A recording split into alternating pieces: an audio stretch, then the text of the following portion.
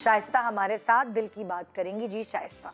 जी अस्सलाम वालेकुम। वालेकुम मेरी अस्सलाम। शादी को 10 इयर्स हो गए हैं और माशाल्लाह मेरी 2 बेटियां हैं। हम मिडिल क्लास फैमिली शाइस्ता से थोड़ा सा जोर से बोलो प्लीज। हम मिडिल क्लास फैमिली से बिलोंग करते हैं। मेरे वालिद साहब जो थे, एक नॉर्मल सी जॉब थी 9 to 5 की। मेरी अम्मी को मैंने बचपन से ही देखा कि वो बहुत ज़्यादा एफ़र्ट करती थी, बहुत मतलब यानी कसम परसी में, और बड़ी मतलब सैलरी को बड़ा बचा बचा कर पूरा महीना गुजारना। हम बहन भाइयों को भी उन्होंने बीसियाँ डालकर पढ़ाया लिखाया, हमारी शादियाँ की।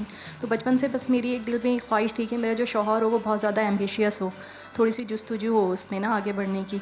लेकिन ये था कि जब मेरी शादी हुई तो मैंने अपने हस्बैंड में भी यही बात नोटिस की कि वो बस वही जो नॉर्मल जॉब होती है 9 to 5 की जॉब है, बस आना है, आकर फ्रेंड्स में चले गए, बस खा लिया सो गए, इस तरह ही ना। तो शुरू में मैं उनको बहुत समझाती थी तो वो मुझे बस ये कहते थे नहीं बस पूरा तो होता है। वो मुझे इस तरह ना लालची सा थोड़ा समझने लगे। लेकिन मेरा पॉइंट ऑफ व्यू ये नहीं था कि मैं लालची नहीं हूँ, लेकिन आगे बढ़ने के लिए आपको कुछ ना कुछ करना चाहिए।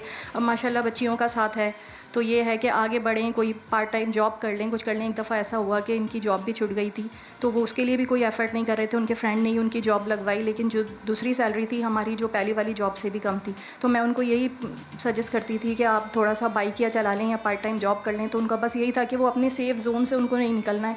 5 साल से एक ही सैलरी में हैं तो हैं, और जब उनको समझाओ तो बस वो लालची समझें कि नहीं गुजारा तो हो रहा है। मैं उनको बहुत समझाती हूँ कि नहीं गुजारा तो हो रहा है, लेकिन ये कि आगे बच्चियों का साथ है, आगे आने वाला दौर कैसा है हम लोगों का।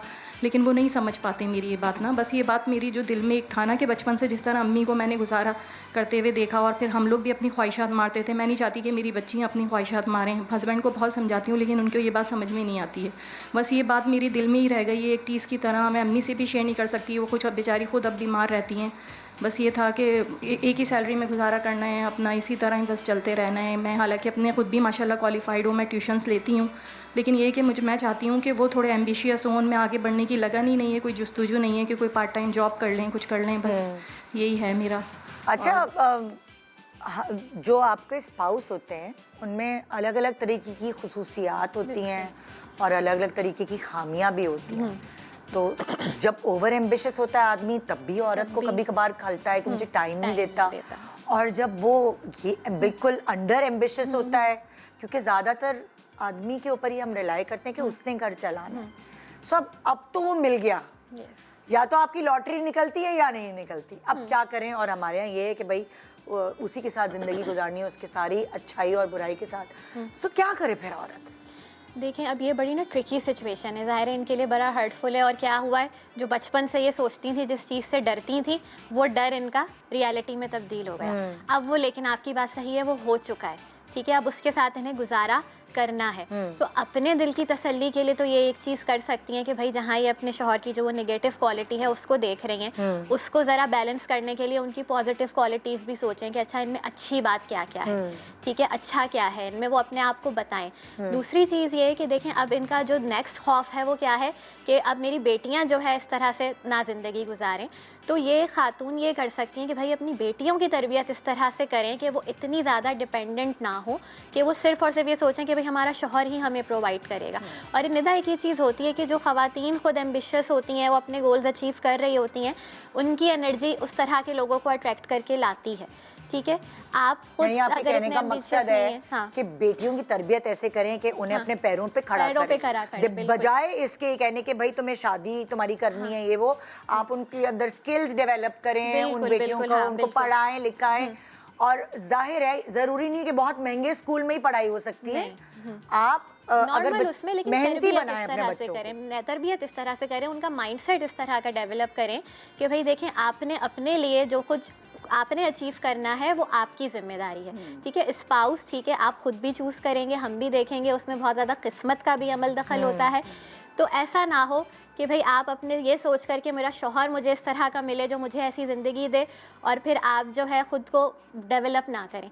आपने जो ज़िंदगी चाहिए उसको हासिल करने के काबिल आप ख़ुद को बनाएं, और फिर बाकी आप अपनी किस्मत पे छोड़ें। आप अपनी जजमेंट ऐसी डेवलप करें, ये बच्चियों की तरबियत इस तरह से करें कि फिर वो अच्छा एक साथी भी ऐसा चूज़ कर सकें इसके लिए। क्योंकि हमेशा जोड़े जो मिलते हैं वो ऐसा नहीं होता कि दोनों ही एम्बिशियस हैं। बिल्कुल।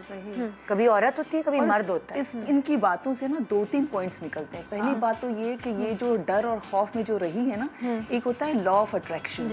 उसमें क्या होता है कि आप अगर बचपन से जो सोचते हैं ना, आपकी सारी एनर्जी आपको उस तरफ ले जाती है। तो ये जो बचपन से ये बात खौफ होगी में- मैनिफेस्ट करने की, जो आप मैनिफेस्ट करते हैं तो वो ये- आपके सामने आ जाता है। अब ये एक खौफ में तो मुब्तला हो गई, क्योंकि वो अपने साथ लेती भी आई थी, उनको हस्बैंड भी वैसे मिले, लेकिन अब ये अपनी बेटियों के अंदर भी वो खौफ ना डालें और ये खुद भी अपने खौफ से निकलें कि मेरी बेटियों के साथ मेरी बेटियां जो हैं वो अपनी ख्वाहिशात पूरी नहीं कर पा रही। इन चीज़ों से निकल के इनको सोचना पड़ेगा कि मेरे वो अब कितनी लकी हैं कि उनके हस्बैंड उनको काम करने से मना नहीं कर रहे हैं। बहुत सारी ऐसी फैमिलीज होती हैं, हस्बैंड्स होते हैं खुद तो नहीं करते हैं लेकिन अपनी बीवियों को भी कुछ नहीं करने देते। ये कम से कम कह रही हैं कि मैं ट्यूशन्स देती हूँ, ठीक है।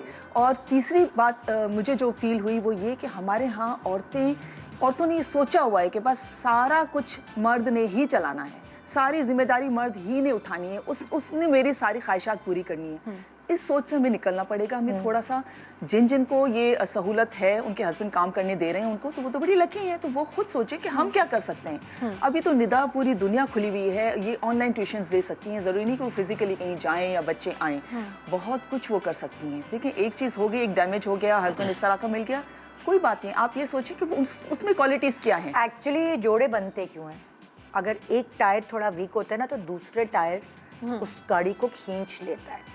हमेशा जहां आप देखेंगे कि हस्बैंड्स कंफर्ट जोन से नहीं निकलते, अगर उनकी 9 to 5 जॉब है और उन्हें बस वही करना है, सैलरी भी नहीं बढ़ रही, वही करे जा रहे हैं, ना कोई कोर्सेज करें, ना कोई स्किल सीख रहे हैं। जो एम्बिशियस लोग होते हैं वो 9 to 5 की खाली जॉब नहीं करते, वो स्किल डेवलप करते हैं कि मुझे आगे से आगे बढ़ना है, मेरी इस जॉब में ग्रोथ नहीं है, तो बैक सीट पे हो जाते हैं वो थोड़े। क्योंकि बीवी अगर एम्बिशियस होती है तो वो कहती है कि मैं करूँगी, क्योंकि अगर अब मर्द नहीं है, उसकी फितरत में ही नहीं है कि मैं इस तरह रास्ते निकालूं, तो औरत आ जाती है आगे। देखिए चॉइस तो फिर भी हमारे पास है ना, हम रो के सारी जिंदगी गुजारें या हम कुछ खुद करें, आगे बढ़ें और अपनी बच्चियों को भी उन खौफ से, बिल्कुल पहली बात है कि उन बच्चियों के दिल में ये खौफ ना डालें, वरना उन बच्चियों को भी वो खौफ उसको उसी तरफ ही ले जाए। आप देखें बहुत सारे ऐसे जोड़े होते हैं, आप अगर आप पुराने ज़माने में देखेंगे, अगर आपकी दादी दादा हैं या कुछ आपके दादा जो हैं या आपके बड़े बुजुर्ग, वो करते होंगे नॉर्मल 9 to 5 जॉब।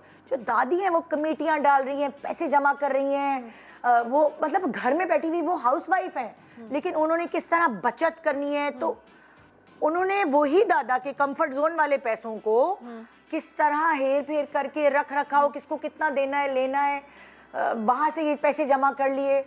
कुछ लोग ऐसे मिलते हैं, कुछ औरतें होती हैं। एग्जाम्पल मेरे पेरेंट्स हैं, माए बाबा वो ईस्ट पाकिस्तान के दौर में और फिर वो रेड कैंप में वहाँ पे भी रहे और कराची फिर यहाँ मूव हुए, मम्मी लोग भी कश्ती में आए एंड ऑल दैट। तो उसके बाद से एक नई ज़िंदगी, उन लोग की शादी फिर हुई और फिर पापा नहीं इतना ज़्यादा पढ़ पाए थे, तो पापा की एक नॉर्मल सी जॉब थी, बट मम्मा वाज वेरी, जिसको कहते हैं ना सुघड़ किफायत और बचत करना, मल्टीटास्किंग करना, तो घर में ही रह के एज हाउसवाइफ ही ट्यूशन भी पढ़ाए, बचत जिस तरीके से की, जिस तरीके से मेरे अब्बा कहते थे कि ये तुम्हारी माई है जो ये घर बना सकती थी, कि मम्मा ने उस सैलरी से भी घर कर लिया, हमें पढ़ाने के लिए जो कोशिश कर सकते थे, उनकी प्रायोरिटी यही थी कि हम पढ़ अच्छा लें, कम खा लें, कम कुछ कर लें और हम पढ़ बेहतर लें। तो चाहे हम सऊदी अरब में थे या कराची पाकिस्तान में थे, फिर जब बाबा को हार्ट अटैक हुआ तो मम्मी वाकई समझदार थी। So we were all students at that time, और तब मम्मा ने कहा था कि now you guys need to understand कि कुछ नहीं पता आगे लाइफ का क्या क्या नहीं है,